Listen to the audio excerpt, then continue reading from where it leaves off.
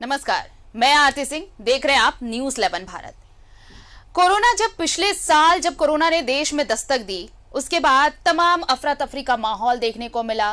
स्वास्थ्य विभाग की तरफ से इंतजामात देखने को मिले, सरकारों ने क्या कुछ किया ये भी हमने देखा। जब सेकेंड वेव आया कोरोना का, उसके बाद किस तरह अफरा तफरी मची, कैसा गदर मचाया सेकेंड वेव ने, ये भी हमने देखा। लेकिन अब ये आशंका जताई जा रही है कि तीसरा वेव आने वाला है और तीसरे वेव की संभावना पर प्रशासन सक्रिय हो गया है। इस बार गांव में कोरोना फैलने की संभावना जताई जा रही है और इसे लेकर प्रशासन सतर्क है और 19 टास्क फोर्स बनाए गए हैं। इसके साथ ही प्रखंडों में 30 आइसोलेशन सेंटर होंगे और प्रखंडों में 10 बेड ऑक्सीजन सपोर्टेड होंगे। यानी कि गांव में अगर कोरोना के फैलने की संभावना इस बार जताई जा रही है, जिस थर्ड वेव की बात कही जा रही है, जिस तीसरे लहर की बात कही जा रही है, ऐसी संभावना है या कहें हम की आशंका है कि इस बार गांव भी कोरोना की चपेट में होंगे। तो इसे लेकर अब प्रखंड स्तर तक तैयारियां की जा रही हैं कि अगर ऐसा कुछ होता है तो स्वास्थ्य महकमा उन तमाम चीजों के लिए तैयार है। दरअसल कोरोना की तीसरी लहर को अधिक मारक माना जा रहा है।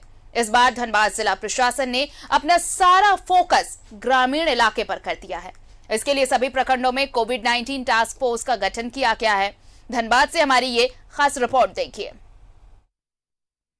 तीसरे वेव की संभावना पर प्रशासन सक्रिय, गांव में इस बार फैलने की संभावना, प्रशासन सतर्क, बनाए 19 टास्क फोर्स, प्रखंडों में 30 आइसोलेशन सेंटर होंगे, प्रखंडों में 10 बेड होंगे ऑक्सीजन सपोर्टेड। गांव में स्वास्थ्य सेवा बेहतर करने व कोरोना के चेन को तोड़ने के लिए सभी प्रखंडों में डीसी के आदेश से कोविड टास्क फोर्स का गठन भी कर दिया गया है। साथ ही अब ग्रामीण इलाकों में मरीजों के लिए पहले सभी प्रखंड मुख्यालय स्तर पर 30 बेड का आइसोलेशन सेंटर, जिसमें 10 ऑक्सीजन सपोर्टेड बेड की व्यवस्था रहेगी। इस संदर्भ में न्यूज़ 11 भारत से बात करते हुए उपायुक्त उमाशंकर सिंह ने बताया कि कोरोना के तीसरे वेव के कारण यदि ग्रामीण इलाकों में संक्रमण बढ़ता है तो वहीं पंचायत या प्रखंड मुख्यालय में कम से कम 10 ऑक्सीजन सपोर्टेड बेड उपलब्ध रहेगा। 256 पंचायतों के मुखियाओं के साथ हमारी जूम मीटिंग है, उनको भी ओरिएंट किया जाएगा, क्योंकि बिना जनप्रतिनिधियों के सहयोग के इतने बड़े अभियान को सफल नहीं किया जा सकता है। साथ ही साथ हम लोगों ने यह भी निर्णय लिया है कि चूंकि ग्रामीण क्षेत्रों में संक्रमण की संभावना अगर बढ़ती है तो उनको कैटर करने के लिए हमें ग्रामीण क्षेत्रों में ही, पंचायत पे ही या प्रखंड हेडक्वार्टर पे मिनिमम संख्या में O2 सपोर्टेड बेड रखने होंगे। उसको लेकर रणनीति हम लोग चला रहे हैं। पहले प्रखंड हेडक्वार्टर में जा रहे हैं, फिर पंचायतों के क्लस्टर पे जाएंगे और वहाँ पे निर्बाध बिजली की आपूर्ति हो, उसको सोलर पैनल से कैसे टैग किया जाए, उसकी भी योजना हम लोग बना रहे हैं।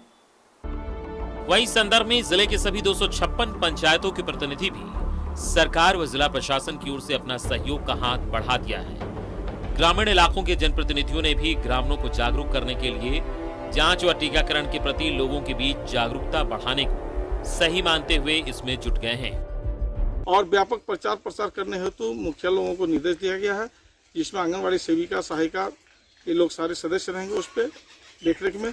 और व्यापक प्रचार करते हुए ये बताना है, ग्रामीण को जागरूक करना है कि इस जो है 18 प्लस कोविड का जो टीका लगाया जा रहा है वो जरूर लोग लगवाएं। प्रचार प्रसार ये करना है कि साफ सुथरा हमेशा लोग रहे, मास्क का प्रयोग करें, हाथ धोते रहे और इसकी समुचित व्यवस्था मुखिया के निर्देश द्वारा किया जाए।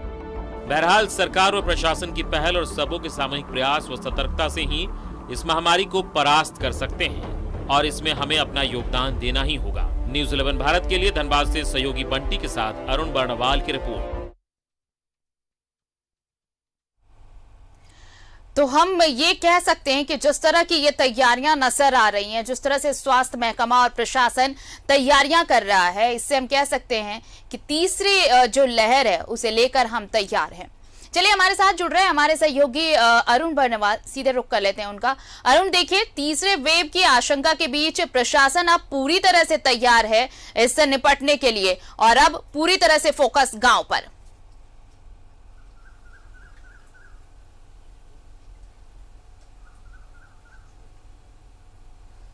जी देखिए, बिल्कुल जिस तरह विशेषज्ञों ने यह चिंता जताई है कि अपने देश में, अपने राज्य में कोरोना का तीसरा वेव भी आने की पूरी संभावना है, और ये तीसरे वेव के बारे में बताया जा रहा है कि ये दूसरी वेव से ज़्यादा घातक हो सकता है। तो इसको लेकर तैयारियां सरकार के निर्देश पे जिला प्रशासन ने आरंभ कर दी है। और इसमें सबसे जो गंभीर वाली बात है, गंभीर चिंता की जो बात है, वो इस बार शहरों के बनिस्पत गाँव में इसका आतंक अधिक दिख सकता है।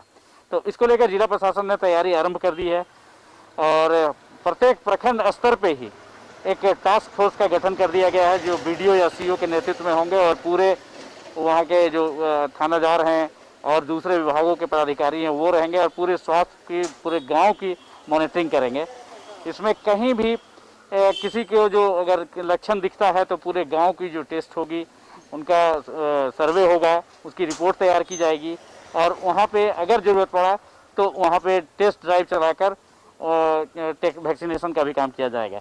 इसके साथ ही जिला प्रशासन ने सभी प्रखंड स्तर पे 30 आइसोलेशन बेड का एक स्पेशल कहें तो कोविड वार्ड बनाने का निर्देश सभी प्रखंड विकास पदाधिकारियों और अंचलाधिकारियों को दिया है, ताकि ग्रामीण स्तर के जो संक्रमित आए उनका प्रारंभिक इलाज वहीं हो।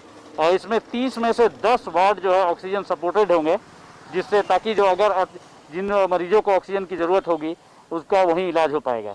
तो कह सकते हैं जो संभावनाओं के मद्देनज़र जिला प्रशासन ने तैयारी कर ली है और ग्रामीण क्षेत्रों में संक्रमण का चेन न बढ़े उसके लिए प्रयास कर रही है। और लग रहा है जो आने वाले 2-3 दिनों में ये इस पे वो सफल भी हो जाएंगे और ग्रामीणों का जो इलाज जो है वो वहीं पर होना शुरू हो जाएगा।